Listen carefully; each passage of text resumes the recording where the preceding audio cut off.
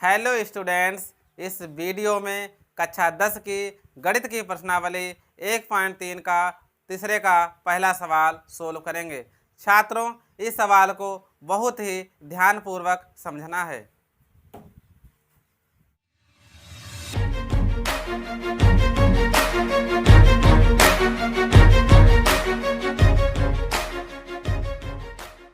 सवाल है 1/√2 को अपरमेय संख्या सिद्ध करना है। छात्रों, अपरमेय संख्या सिद्ध करने के लिए सबसे पहले इसको उल्टा बिल्कुल विपरीत परमेय संख्या मान लेंगे। माना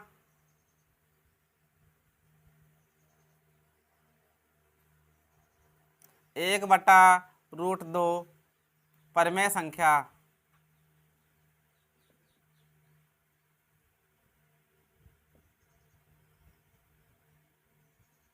है।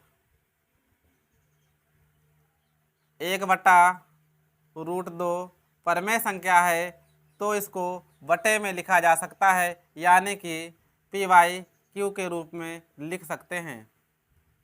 अब ब्रैकेट के अंदर लिख लेंगे, जहां जब Q हर में लिखा है, Q के बराबर कभी भी 0 नहीं हो सकता है। जहां Q बराबर कभी भी 0 नहीं हो सकता है। P और Q से अभाज्य संख्याएं हैं। P व Q से अभाज्य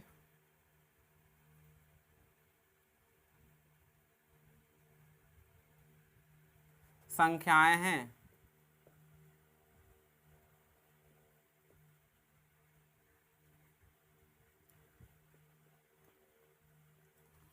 छात्रों, से अभाज्य संख्या का मतलब होता है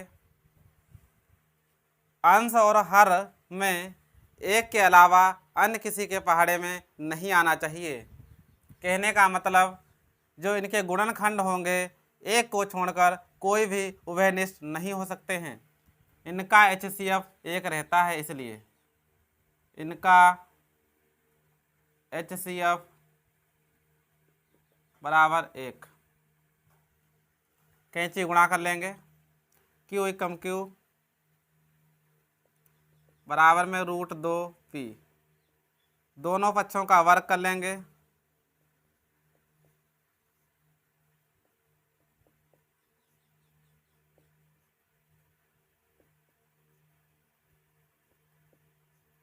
वर्ग का मतलब होता है घात 2 करने पर, क्योंकि घात 2 इधर √2P का होल घात 2, Q² 2P²। छात्रों, इस 2 को इधर लाएंगे तो भाग में आएगा, तो Q² 2 से विभाजित होगी, Q भी 2 से विभाजित होगी। इसको समीकरण नंबर 1 मान लेंगे और ब्रैकेट के अंदर लिखेंगे, यहाँ Q² 2 से विभाजित हो रही है।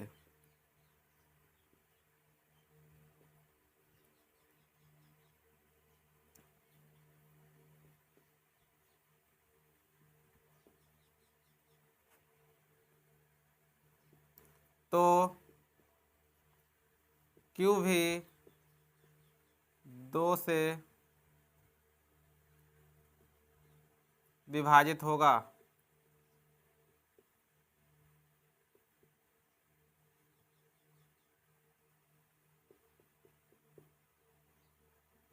भाइयों, इसको इस प्रकार से समझ लीजिए, जैसे अंश में लिखा है 5², बटे में लिखा है 5, 5 25 हुआ, बटे में 5, 5 कम 5 5 25, 5² 5 से विभाजित हो गया। यदि यहाँ 5 लिखा होता तब भी तो 5 से विभाजित होता। इसी प्रकार जब Q² के नीचे 2 लिखा है तो Q² भी 2 से विभाजित हो रही और Q भी 2 से विभाजित होगी। अब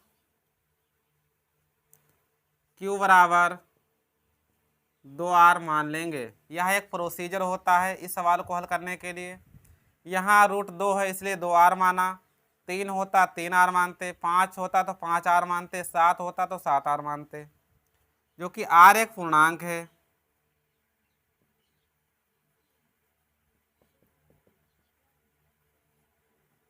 पूर्णांक के स्थान पर यहाँ r के स्थान पर मान लीजिए 1 2 3 कुछ भी हो सकता है। अब इनका वर्ग कर लेंगे दोनों पक्षों का। दोनों पक्षों का वर्ग करने पर, यानी कि घात 2 करने पर, तो q की घात 2 बराबर 2r का होल घात 2, क्यू स्क्वायर बराबर 2 दूना 4 r स्क्वायर। क्यू स्क्वायर का मान समीकरण 1 से ले लेंगे, तो क्यू स्क्वायर के जगह लिख सकते हैं 2p स्क्वायर बराबर में 4r स्क्वायर। 2 एकम 2, 2 दूना 4, p स्क्वायर बराबर 2r स्क्वायर। इसको समीकरण नंबर 2 मान लेंगे।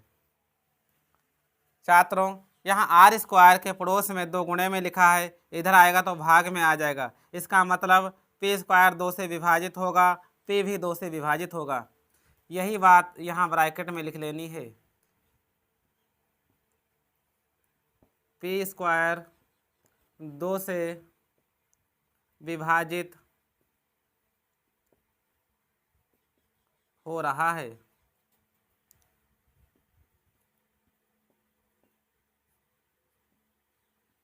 तो P भी 2 से विभाजित होगा।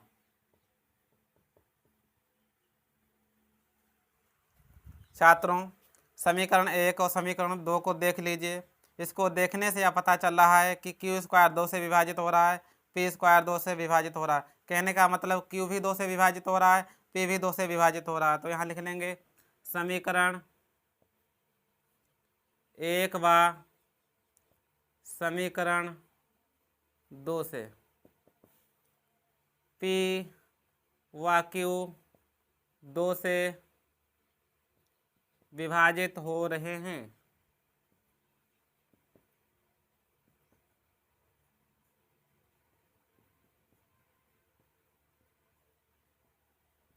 छात्रों, जब एक संख्या से पी व क्यू विभाजित हो रहे हैं, इसका मतलब इनका HCF 2 है। इनका HCF बराबर में 2। बिल्कुल इसके उल्टा इसका विरोध हो रहा है, क्योंकि यहाँ हमने कल्पना जो की थी 1/√2 को परमेय संख्या मान लिया था, जो कि गलत था। इसको सही में 1/√2 को अपरमेय संख्या मानना था। इसलिए गलत कल्पना के कारण यहाँ इसका विरोध हो रहा है। लास्ट में लिख लेंगे अतः यह विरोधाभास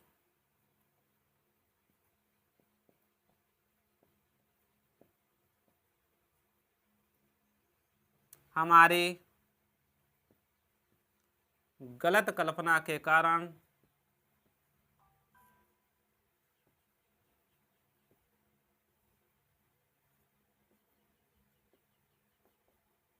प्राप्त हुआ है।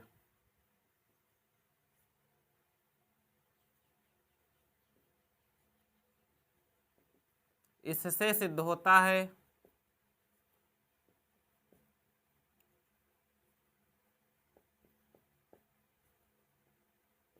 कि 1/√2 अपरमेय